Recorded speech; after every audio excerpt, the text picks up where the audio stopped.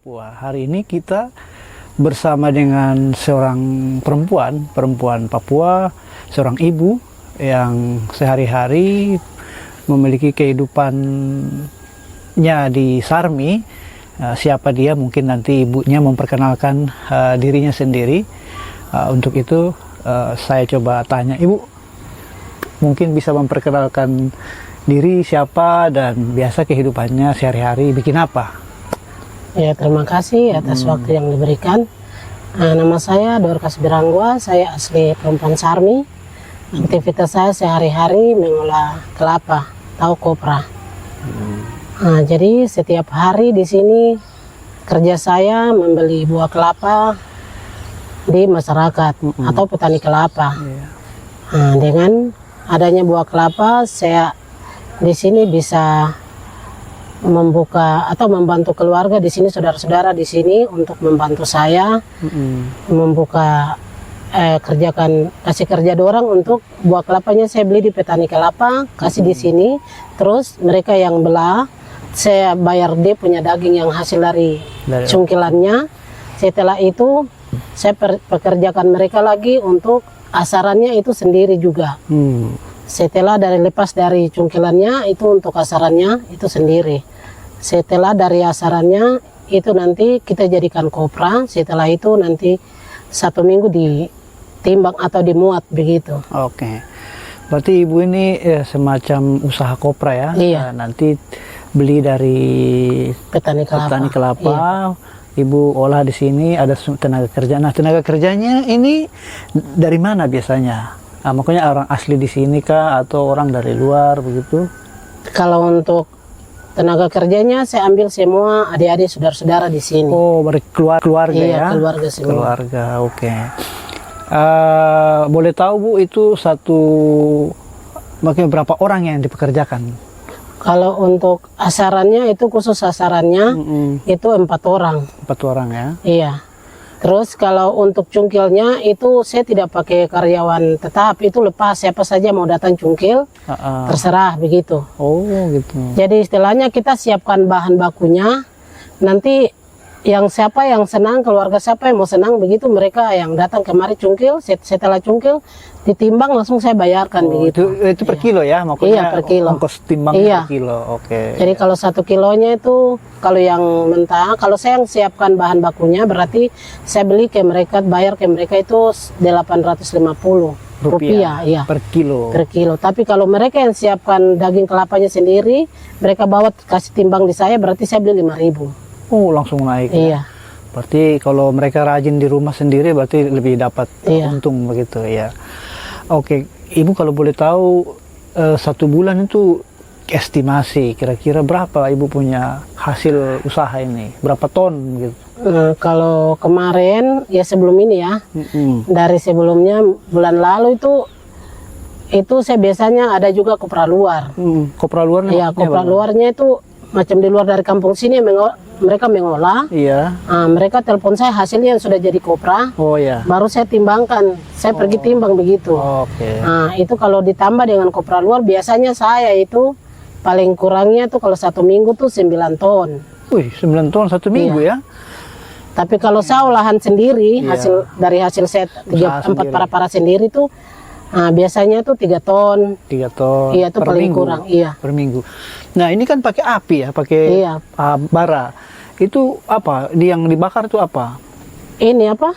Dia punya sabuk kelapa. Iya, dia sabuk kelapa ya. Oke. Jadi tidak ambil dari kayu bakar? Tidak. Karena kalau dari kayu dengan ini dia punya perbedaan, ada perbedaannya. Kalau kita pakai dia punya kulit kelapa itu, dia masakannya bagus begitu. Oke.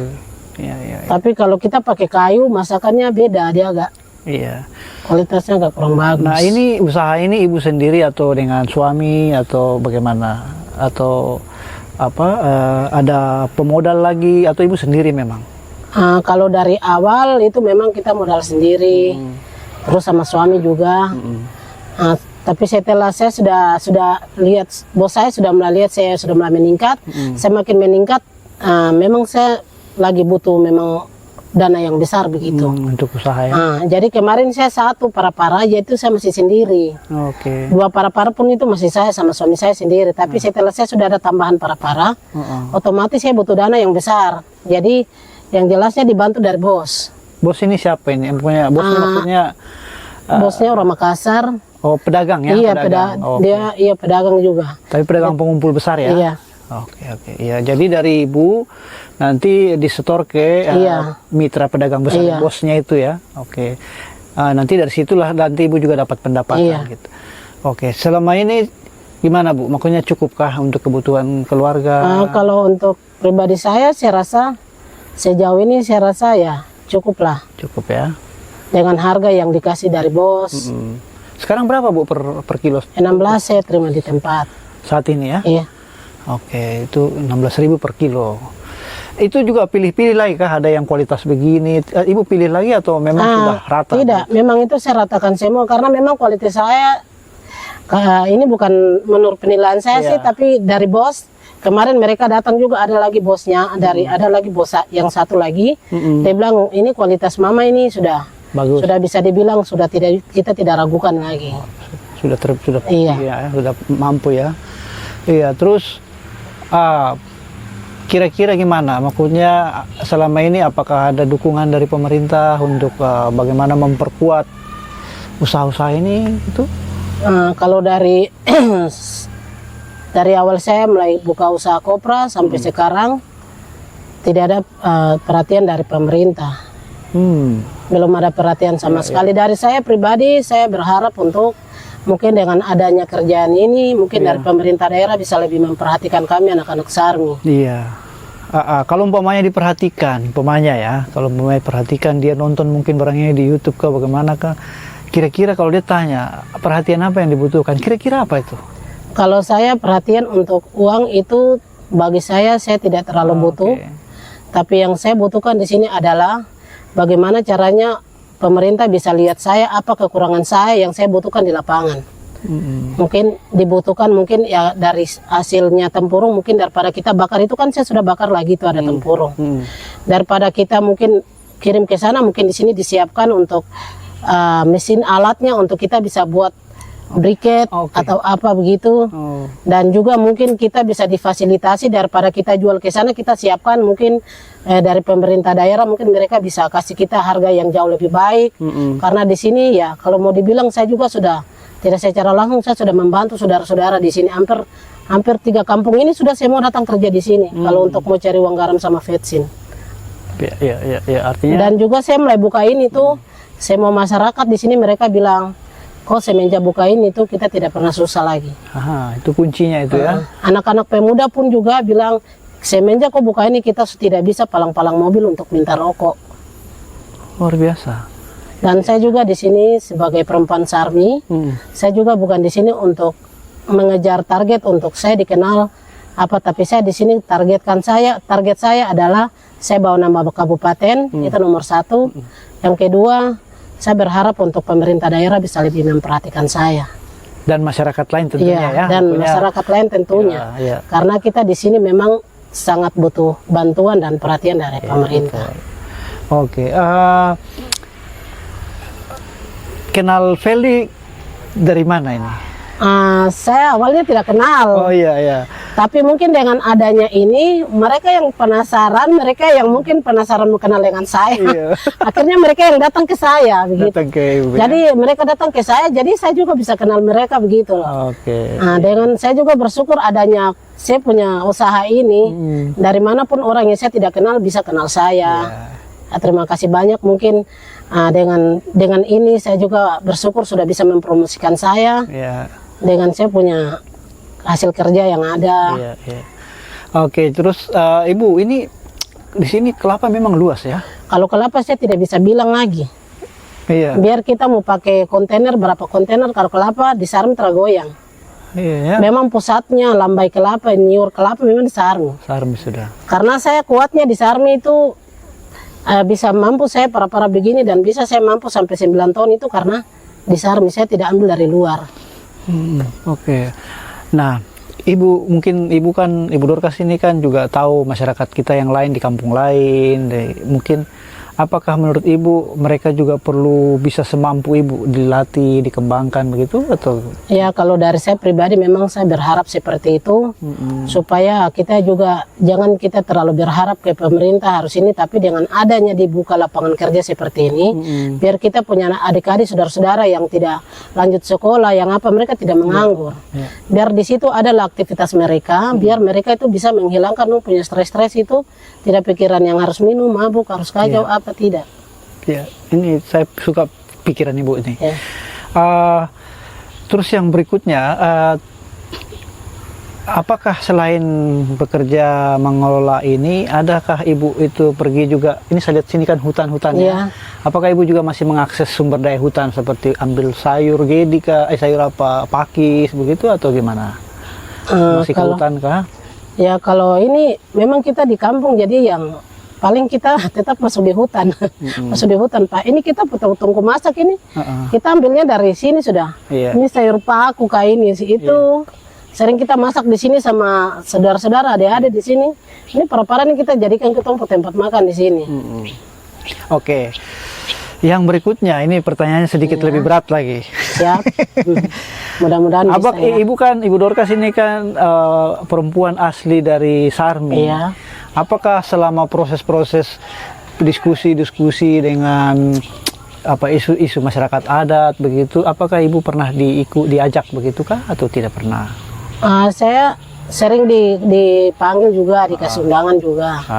Tapi karena saya lebih fokus ke usaha saya, makanya saya lebih ke sini karena memang target saya tuh bos saya terkadang 1 minggu dia 2 kali pemuatan. Jadi terkadang saya dikasih undangan, ada seperti kemarin juga di sini ada dibentuk rapat dari kampung mengenai ondo. Tapi saya tidak hadir, saya izin Pak. Sempat saya marah juga sama kepala distriknya. Minta maaf kakak saya bukan tidak bisa hadir, tapi saya lebih fokus ke usaha saya begitu. Nah, jadi Bapak Distrik sempat datang ke rumah saya, dibilang adek kita kasih adek undangan itu karena memang kita sudah lihat adek itu bisa di kampung sini yang adek itu bisa ya bisa dibilang bisa rangkul saudara-saudara di sini lah begitu. Iya, jadi di situ saya bilang sama Bapak Distrik, saya bilang minta maaf kecuali saya tidak punya aktivitas boleh, tapi saya punya aktivitas 1 kali 24 jam saya harus di sini. Saya pastikan orang-orang kerja nih harus bisa kerja dengan baik. Karena saya punya kopra ini bukan seputaran sini, tapi sudah sampai Surabaya dan bos di sana sudah akui saya punya kualitas kopra ini paling nomor 1 begitu. Jadi kopra dari Sarmi, dari Kabupaten Sarmi itu bukan baru sekarang dibicarakan, tapi Kabupaten Sarmi ini sudah terkenal dengan kopra. Oh iya, berarti saya yang kurang pergaulan. Saya anak Waina tapi baru tahu sekarang. Iya, artinya Ibu memang tidak terlalu banyak beraktivitas dengan isu-isu masyarakat adat, tapi berkarya juga dengan perempuan-perempuan adat lainnya ya, maksudnya kan bekerja dengan Ibu di sini. Nah, apakah ini masih bisa dikembangkan, dibesarkan begitu? Kalau harapan saya lebih ke depan, lebih maju lagi. Lebih maju lagi, masih memungkinkan ya? Sangat ya? Sangat memungkinkan. Artinya bahan baku masih luas, tadi kan kelapa kalau luas ya? Bahan bakunya kita kasih los 1 hari saja, itu terkadang yang dari kampung kami mereka sudah datang panggil, Ibu muat. Tapi yang sekarang saya kewalahannya itu dengan saya punya operasional kendaraan. Jadi saya tidak bisa satu ke sana, satu ke sini karena ini Sarmi ini luas, ini semua Dempong Kelapa. Saya layani yang sana sudah marah-marah telepon, Ibu kenapa tidak datang layani kita? Saya bilang, aduh saya kendaraan kasihan cuma 1. Nah, itu berarti Ibu tambah 2 lagi lah, atau 3 toh? Diharapkan begitu Pak. Iyalah, maksudnya itu artinya berarti kebutuhannya meningkat ya. Oke Bu, mungkin saya juga tidak panjang-panjang cerita, tapi menurut saya cerita Ibu ini menginspirasi. Pertama, saya melihat seorang perempuan Papua yang mampu mengerjakan hal-hal yang orang kadang dulu bilang tidak mampu. Ini buktinya mampu memberikan ruang buat orang lain atau masyarakat lain untuk bekerja kan begitu. Itu luar biasa. Saya sendiri ya bersyukur bertemu Ibu Dorcas. Oke, selain tadi Ibu butuh dukungan-dukungan dari perhatian dari pemerintah, perhatian apa sih lagi yang Ibu perlu untuk memperkuat Ibu punya usaha ini? Nah, terima kasih. Mungkin dari saya bisa saya sampaikan bahwa dengan adanya usaha saya ini, saya butuh perhatian. Perhatian antara lain mungkin bisa dimodali dan juga bisa dibuka akses untuk saya, salah satunya perempuan Sarmi yang bisa buka jaringan langsung untuk kalau bisa saya langsung jualannya itu jual kopranya itu langsung ke agen-agen atau ke pusat atau ke Surabaya gitu. Oke. Iya, iya. Artinya ibu langsung mau mengakses ke pasar langsung ya, pasar utama ya. Oke.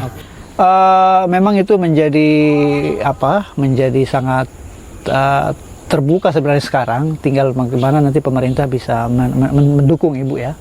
Mungkin seperti itu. Ada lagi bu yang mau disampaikan? Ya, untuk tambahan saya yang terakhir, saya berharap ke pemerintah daerah untuk bisa dapat memperhatikan saya. Agar usaha ini dia tidak sampai di sini. Dengan harapan saya bisa dia jalan terus sampai karena ini usaha saya ini sudah membangun dan membawa nama kabupaten. Dan harapan saya bisa lebih diperhatikan dengan adanya bantuan yang saya butuhkan di lapangan. Selain ibu ada nggak perempuan-perempuan Sarmi lain yang urus yang begini-begini? Kalau di Kabupaten Sarmi sepertinya tidak ada. Baru ibu sendiri, ibu Dorcas sendiri, luar biasa. Oke. Closing statement ibu atau statement kah atau dong bilang pesan penutup apa yang ibu mau sampaikan untuk kita punya perempuan-perempuan Papua di tanah Papua? Nah, dari saya perempuan Papua yang saya mau pesan di sini untuk kita semua perempuan-perempuan Papua, kita perempuan Papua itu jangan dibilang kita tidak bisa ya. Belum ada kata terlambat dan tidak bisa, kita harus coba. Tanpa kita coba, tidak mungkin akan bisa ada. Tapi kalau kita coba, kita pasti bisa. Untuk itu, harapan saya dan pesan saya kepada semua perempuan-perempuan Papua, kita harus bisa. Dan kita harus bisa sama dengan kita punya saudara-saudara yang lain. Saudara-saudara Nusantara yang lain, masa mereka bisa, kita tidak bisa. Jangan kita ketinggalan. Untuk perempuan-perempuan Papua tetap semangat dan kita tetap tetap semangat saja begitu. Dan waktu, terima kasih. Ya, siap. Iya. Demikian diskusi singkat saya dengan Ibu Dorcas sebagai pengusaha kopra di Sarmi, sebagai perempuan Papua yang mampu memberikan ruang bekerja buat keluarga atau masyarakat yang lain. Itu menandakan bahwa tidak ada yang tidak mungkin di tanah Papua. Oleh karena itu ini menjadi contoh, ini kita harapkan sebagai inspirasi untuk perempuan-perempuan Papua yang lain bahwa kamu bisa atau kalian semua juga bisa. Saya Andi Saragi mengucapkan terima kasih. Salam dan selamat sore.